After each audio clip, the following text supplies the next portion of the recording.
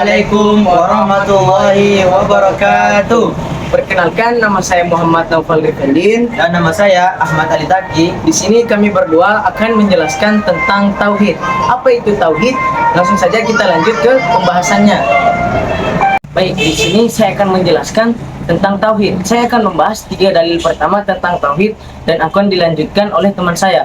Sebelum kita membahas tentang tauhid, yang perlu kita ketahui bahwa di dalam pembahasan tauhid ini terbagi menjadi 2, yaitu pembahasan tentang dalil tauhid dan pembahasan tentang definisi tauhid.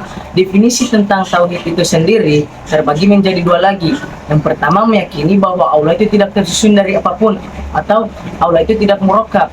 Dan yang kedua, yang kita meyakini bahwa Allah itu tunggal atau Allah itu esa dan tidak ada lagi Tuhan selain Dia.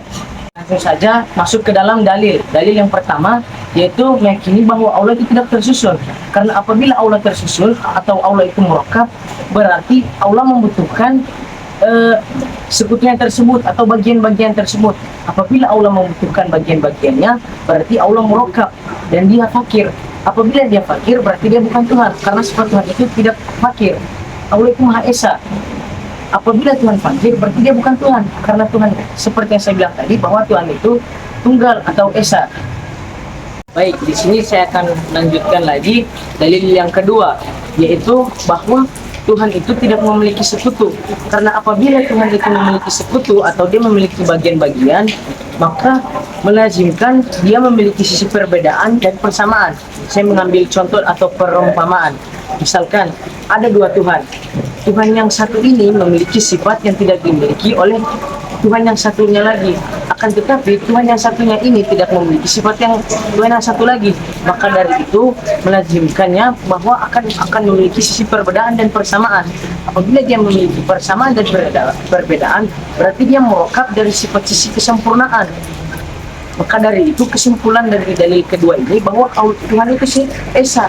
Karena apabila Tuhan itu ada 2, maka akan melazimkannya memiliki sisi persamaan dan perbedaan yang telah saya contohkan tadi. Baik, saya akan melanjutkan dalil ketiga. Dalil ketiga ini menunjukkan bahwa Tuhan itu tidak terbatas, Allah itu tidak terbatas. Karena apabila Allah terbatas, berarti Dia murakkab. Sedangkan apabila Dia murakkab, berarti Dia membutuhkan bagian-bagian lainnya. Kembali ke dalil yang pertama, apabila Dia membutuhkan bagian-bagiannya, berarti Dia fakir. Apabila Dia fakir, berarti Dia bukan Tuhan. Karena Tuhan itu tidak murakkab dan Tuhan itu memiliki sifat kesempurnaan. Nah, di sini saya akan lanjut ke dalil keempat. Keserasian dan keharmonisan yang terdapat di alam semesta membuktikan bahwa penciptanya adalah satu.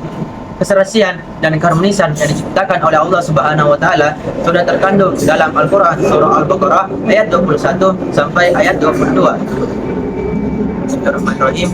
Ya ayyuhan nasu ubudu rabbakum alladzi khalaqakum walladzina min qablikum la'allakum tattaqun alladzi ja'ala lakumul arda firasyan was samaa binaa'a wa anzala minas samaa'i maa'an fa akhraja bihi minas samarati rizqan lakum fala taj'alu lillahi andada wa antum ta'lamun. Shadaqallahul azim. Artinya, wahai manusia, sembahlah Tuhanmu yang telah menciptakanmu dan orang-orang sebelummu agar kamu bertakwa. Dia yang menjadikan bumi sebagai hamparan bagimu dan langit sebagai atap.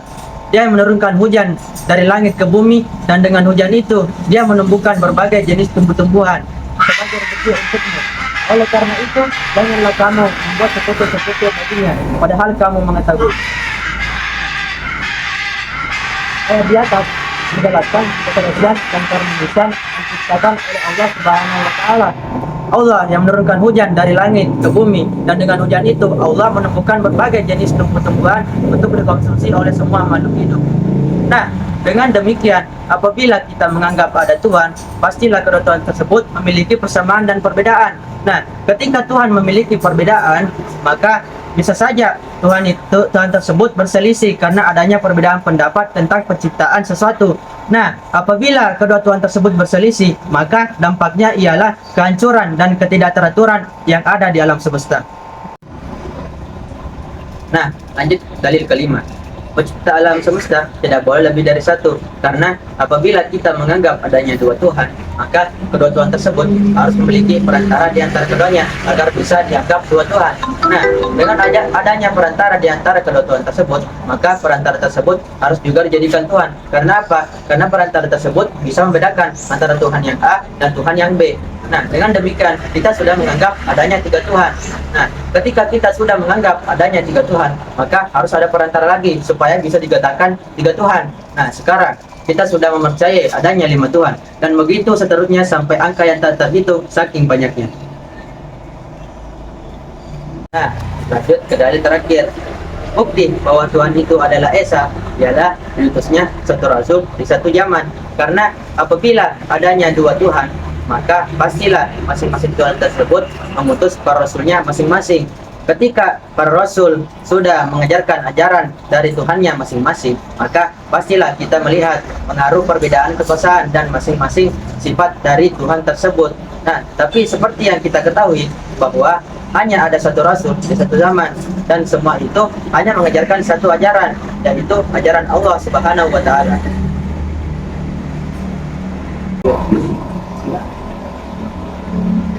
Baik, itulah tadi penjelasan dan paparan materi tentang dalil-dalil tentang tauhid. Dari dalil yang ada 6 tadi yang telah kita jelaskan, kita bisa mengambil kesimpulan bahwa Tuhan itu Esa, Tuhan itu tunggal, dan Tuhan ini tidak tersusun dari bagian-bagian.